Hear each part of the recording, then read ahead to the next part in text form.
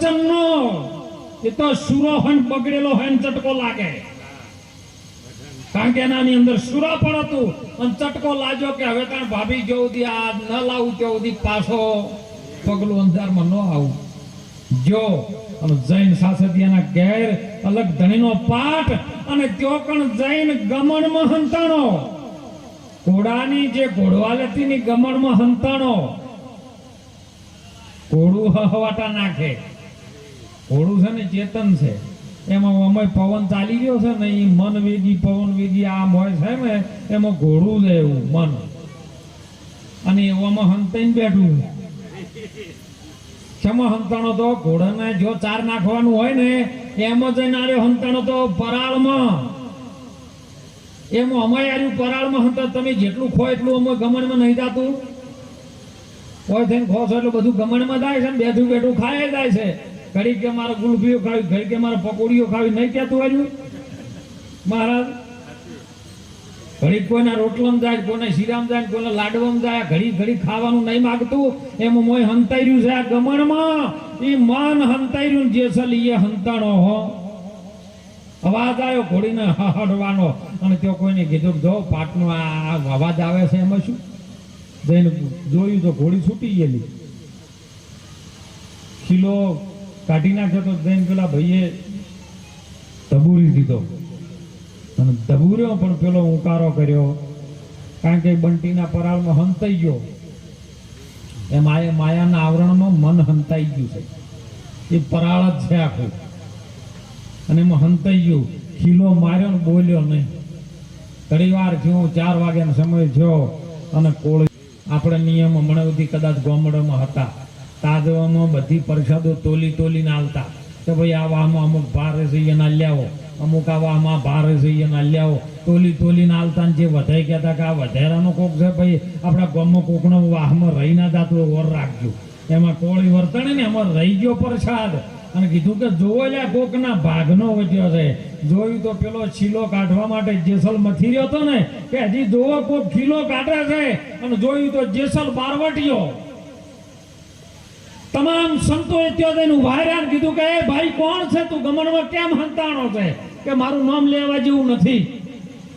તો તમે નામ તો લ્યો ખરી, કઈ બધું દવા લ્યો, પેલી પ્રસાદ લ્યો. અને ઓને પ્રસાદ લેવા માટે આટલો બો કર્યો ને તો ડાફો આટલો બો કર્યો. એટલે તોરલે કીધું કે કોઈ દાડો દાળીદા પ્રસાદ લીધી છે કે નહીં લીધી?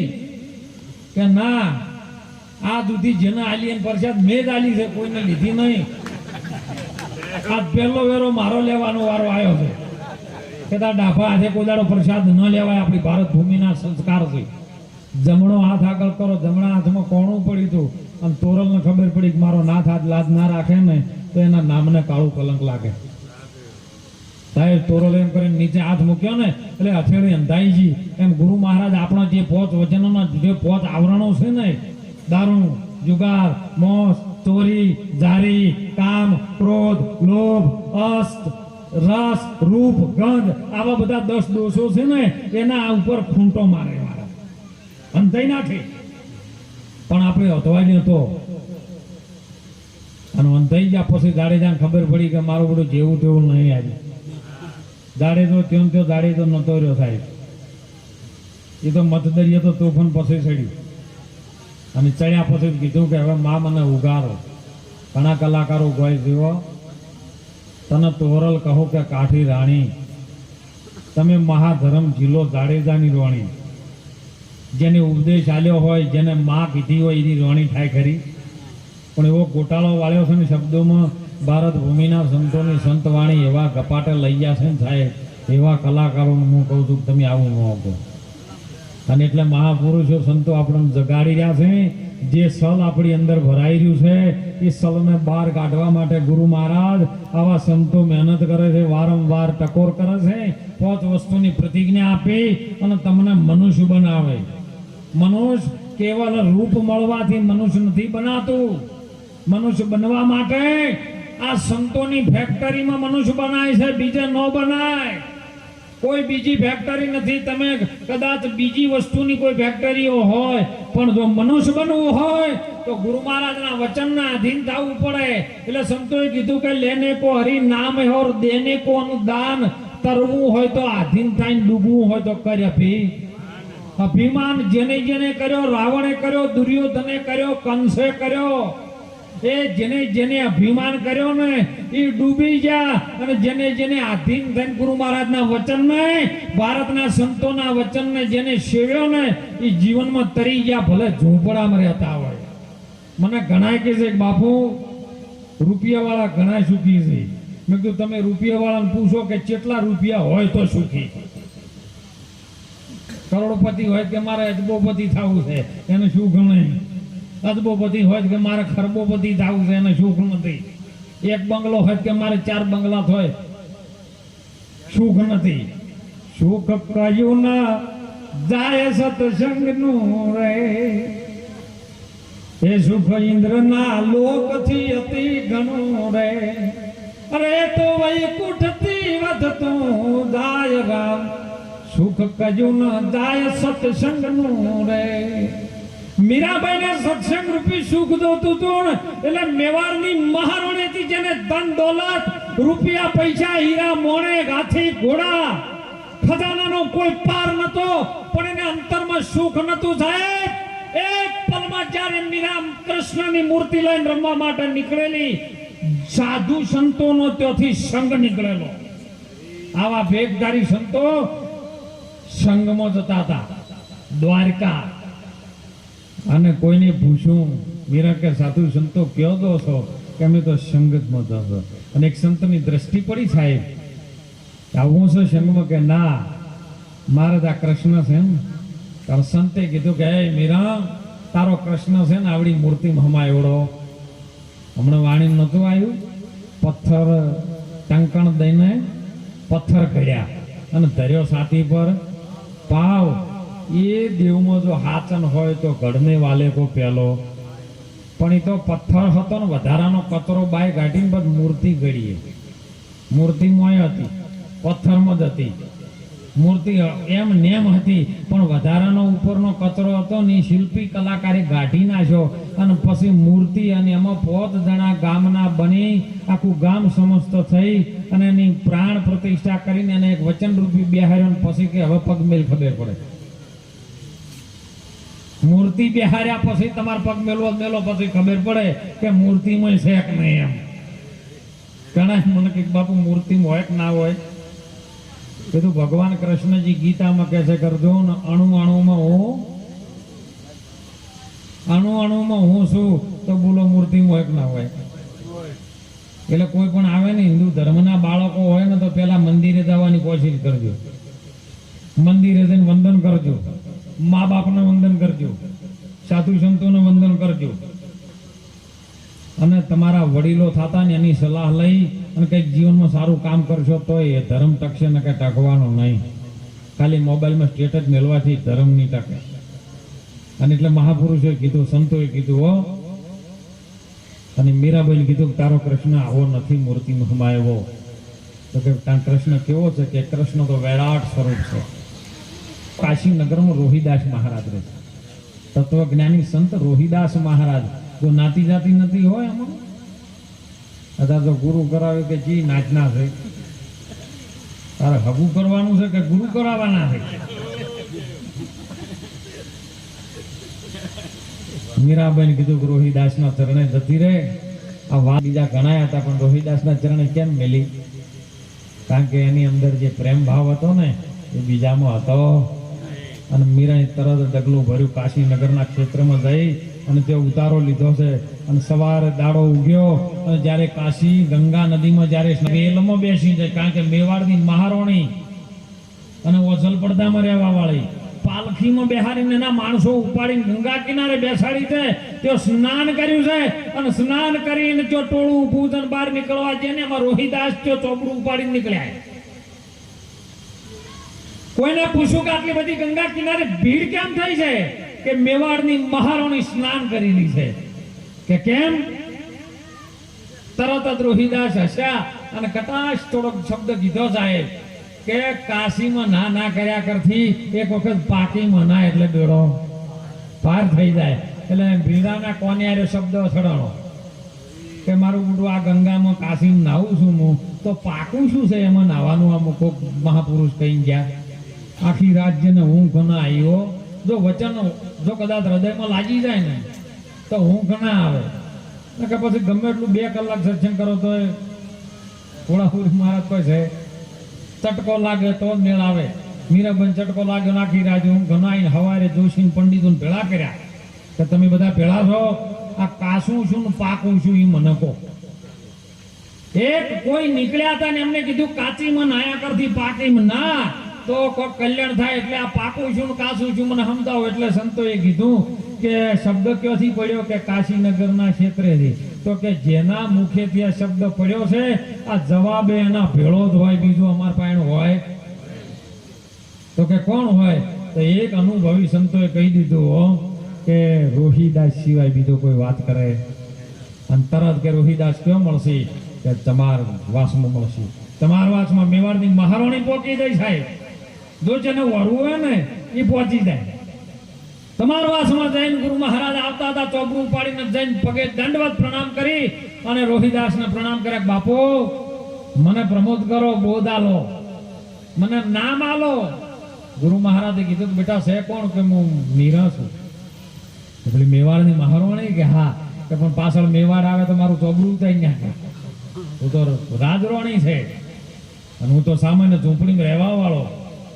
પાછળ આવે ને કદાચ કે તો મારું ચોગડું થાય કે બાપા એ બધું મૂકીને આવ્યું, તમે ચિંતા કરશો નહીં, પણ મને બોધ આલો તો જવું ને કે જવું નતું. ગુરુ મહારાજ ને મીરાબાઈ બે હોમાં બેઠા અને મીરાબાઈ ને કીધું છો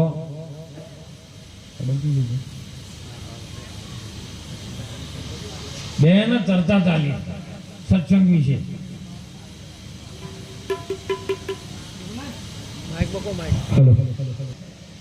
વંદન કરીને રોહિદાસને પૂછ્યું કે મને કાચી શું ને પાકી શું એનો ભેદ બતાવો.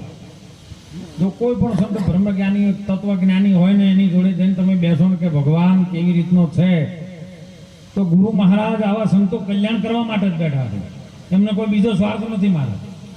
પણ કોઈ જીવ કદાચ સારા માર્ગે વળી જાય અને એનું કલ્યાણ થાય, સનાતન ધર્મને તો ઝીલી લે તો કદાચ એની બેડીમાં એનો પેડો પાર થઈ જાય. અને એટલે ગુરુ મહારાજે કીધું કે બેટા વભાળ, મીરા તારે જાણવું છે ને કાચું છું. એ બેની તારો સગો નથી રે આ સંસાર, એ કાયાનો ગઢ સે કાતો રે આ છે રે કાતો રે. એ તું તો ભજી લે સુહાગી સાત નામ, એ નામે તારે તરી જાવું રે બાઈ તરી જાવું રે.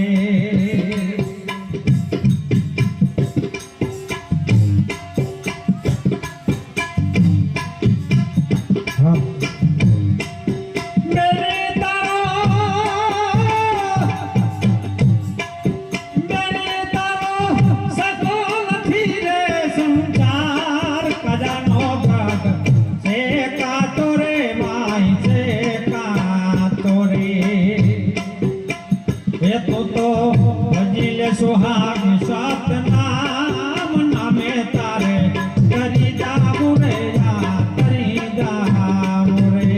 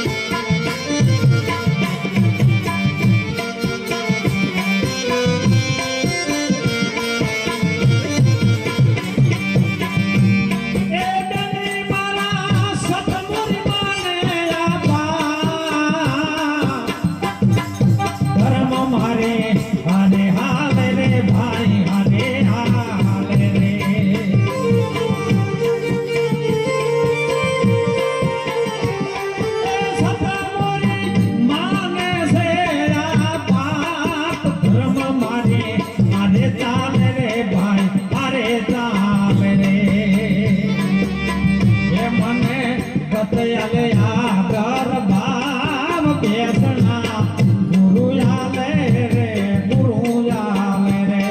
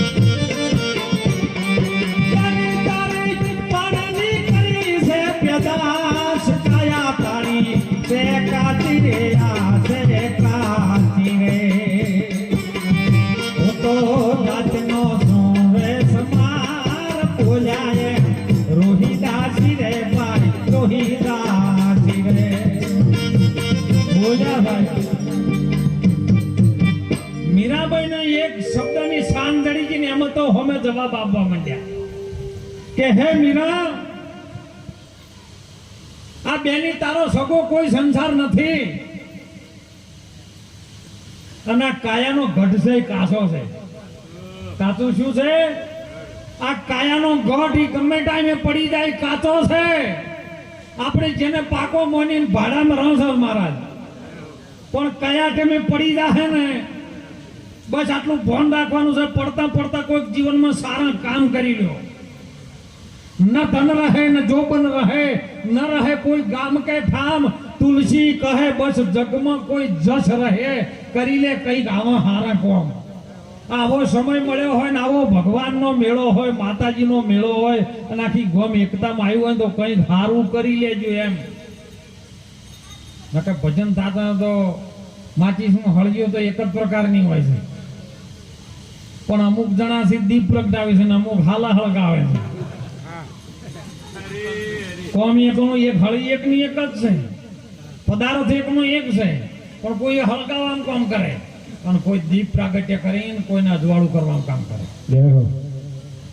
એટલે મહારાજે ગુરુ મહારાજે કીધું મીરા કોણ તારા માને બાપ છે આ ધરતી ઉપર તારા જે તને જન્મ આલ્યો છે ને એ તો રક્ત ને બુંદનો દાદા છે એ તને ધરતી ઉપર લાવવા વાળા છે પ્રથમ ભગવાન તારા છે પણ ઠેઠ સુધી તારા પાકા આવ્યા છે કારણ કે સંતોએ વાણીમાં કીધું છે કે કોના સોરું કોના વાસણું કોના માને અંતકાળે તારે જાવું છે અહીંથી એકલું હંગા છે પુણ્ય ને તારું તારે કરવાનું છે તારે ભોગવવાનું એમાં બીજો કોઈ ભાગીદાર નથી ઘણા મને કહે છે કે બાપુ અમારા બાપ દાદા કોઈ કરતા હતા ખોટું તો કે અમારે ભેટીએ ભોગવવું પડે માતા બેહારવી પડે કે તાર બાપ ખાતો તને ભૂખ મળતી હતી જે કઈ કર્મ કરે એને જ ભોગવવાનું બીજા કોઈ ભોગવવાનું ના આવે કર્મ પ્રધાન છો વિશ્વ કર રાખા જૈસા જીસને કર્મ કિયા વૈસા ही फल चाका જેને જે કર્યું ને એના જ ખાતામાં જાય તમારા ખાતામાં તમે મેળવા દો તમારા ખાતામાં જ રૂપિયા આવે બીજા ના આવે કોકનો ઓનલાઈન સંબંધ હોય કે નાખો પોત તો વળી કોક હાલત બરાબર પણ સંબંધ ઓળખીતા હોય તો એ ખાતાના હોય તો મહારાજ